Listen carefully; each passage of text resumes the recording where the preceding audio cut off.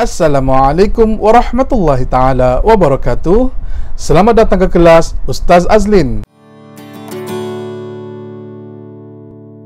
Apa kabar anak-anak semua? Semoga sehat bersama keluarga di rumah. InsyaAllah hari ini kita akan sambung pembelajaran kita dalam bahagian Akidah Unit 3, Malaikat yang Setia. Oke, minggu lalu kita sudah belajar apa itu maksud malaikat. Ya, malaikat itu dicipta daripada apa.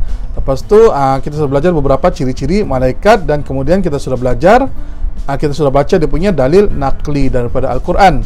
Oke, jadi minggu ini Ustaz akan ajar pula kepada anak-anak, yaitu nama-nama malaikat dan juga tugas-tugas dia. Oke, untuk hari ini kita akan belajar nama-nama malaikat itu dan tugas-tugas dia. Seperti yang kita sudah belajar, malaikat ini sangat ramai ya, sangat banyak. Jadi, tapi yang kita wajib ketahui hanya 10 sahaja. Jadi, 10 ni ada nama-nama dia dan ada dia punya tugas masing-masing. Okey. Jadi boleh kita mulakan. Okey, baiklah. Boleh buka buku teks muka surat 69. Okey, 69. Akidah Unit 3, Malaikat yang Setia, muka surat 69. Okey. Nomor 3.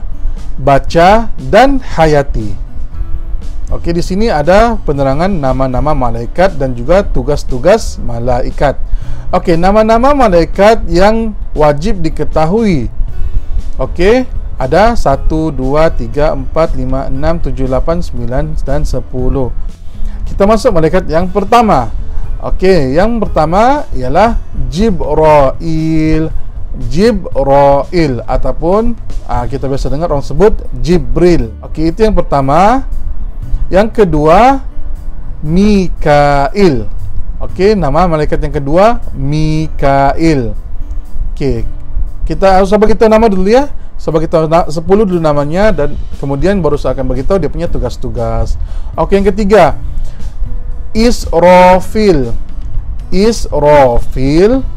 Yang keempat, Israel.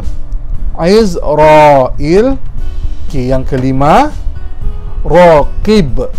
Raqib. Okey, yang keenam, Atid. Atid. Yang ketujuh, Ridwan. Ridwan. Yang ke-8, Malik. Malik. Okey, yang ke-9, Munkar. Munkar. Dan yang ke-10, Nakir. Nakir. Okey, itu ialah 10 nama malaikat. Okey, dan sekarang Ustaz akan beritahu pula dia punya tugas-tugas. Okey, untuk malaikat yang pertama, malaikat Jibril. Tugas yang diberikan kepada malaikat Jibril adalah menyampaikan wahyu. Okey, menyampaikan wahyu ni ialah apa-apa arahan daripada Allah akan disampaikan. Malaikat ni dia jadi penyampai, pengantara antara Allah dengan Nabi dan Rasul. Jadi malaikat Jibril lah dia punya malaikat yang akan turun menyampaikan apa-apa arahan daripada Allah, apa-apa ayat Al-Quran daripada Allah, apa-apa suruhan daripada Allah. Dia akan bagi tahu. Malaikat Jibril lah ni yang jadi pengantaranya. Okey, seterusnya malaikat Mikail. Mikail, malaikat Mikail tugasnya adalah menurunkan hujan dan juga rezeki. Menurunkan hujan dan rezeki. Okey, malaikat Mikail lah ni yang akan membawa rezeki kepada umat manusia. Okey, yang ketiga, Israfil. Israfil tugasnya adalah meniup sangkakala. Meniup sangkakala. Okey, sangkakala ni apa? Seperti yang kita tahu, dunia kita ni akan berakhir dengan kiamat. Okey, kiamat. Kiamat akan berlaku apabila sangkakala ni ditiup. Sangkakala ni dia macam, tengok gambar ni. Inilah gambaran sangkakala. Dia macam trompet besar. Itu namanya sangkakala. Jadi kalau malaikat Israfil tiup, maka berlakulah sudah kiamat. Itu tugas malaikat Israfil. Okey, seterusnya malaikat Israel. Malaikat Israel tugasnya mencabut nyawa. Mencabut nyawa. Itulah ada lagu, bila Israel datang memanggil. Israil itu ialah malaikat maut yang mencabut nyawa manusia. Okey, seterusnya malaikat raqib. Okey, raqib dia punya tugas adalah mencatat amalan baik. Mencatat amalan baik. Okey, raqib dan atid ni ialah dua malaikat yang ada di sini kita. Sebenarnya malaikat raqib, okey, mana kanan kamu? Kalau Ustaz, kanan Ustaz di sini. Inilah tempat malaikat raqib dan di sini tempat malaikat atid. Okey, dua-dua mereka ni ada buku catatan masing-masing. Okey, malaikat raqib dia punya tugas mencatat amalan baik. Tengok sini, mencatat amalan baik. Okey, kalau anak-anak semua, tolong ibu bapa, hormat kepada guru, buat kerja rumah yang diberikan. Malaikat raqib akan tulis dah, oh budak ni si pulan-pulan ni dah, okey, dia tolong mamaknya, oh okey, dia tolong bapaknya, oh dia cakap gurunya, oh dia buat kerja rumah. Semua kebaikan akan ditulis oleh malaikat raqib. Lepas tu malaikat atid pula yang sebelah kiri, ini kiri Ustaz. Malaikat atid pula dia pun ada buku catatan, tetapi dia mencatat amalan buruk.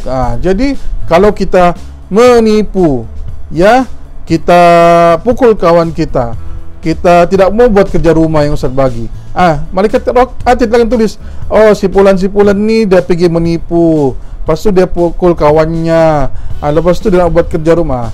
Jadi apa-apa yang buruk pun akan ditulis. Inilah malaikat raqib dan atid. Itulah sebenarnya kita ni tidak bersendirian, kita ada malaikat yang akan mencatat amalan kita. Okey anak-anak semua, jadi itulah tugas raqib, malaikat raqib dan malaikat atid.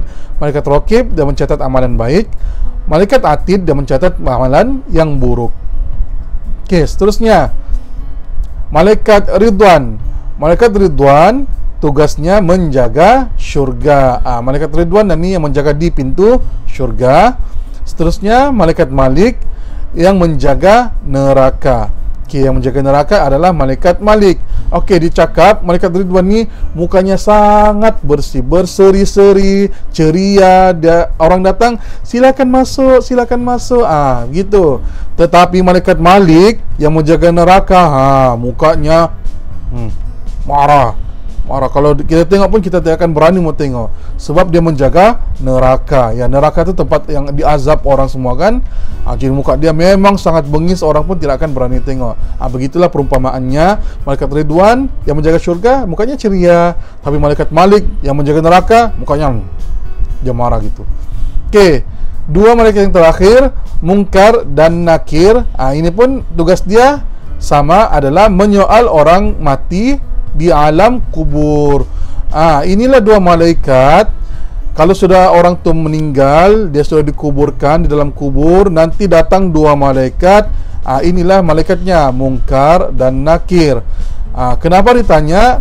Sebab untuk mengetahui apa amal ibadatnya di dunia. Kalau dia buat bagus, banyak, apa-apa soalan tu dia boleh lepas. Ya, contoh soalannya sudah kita tahu sebenarnya.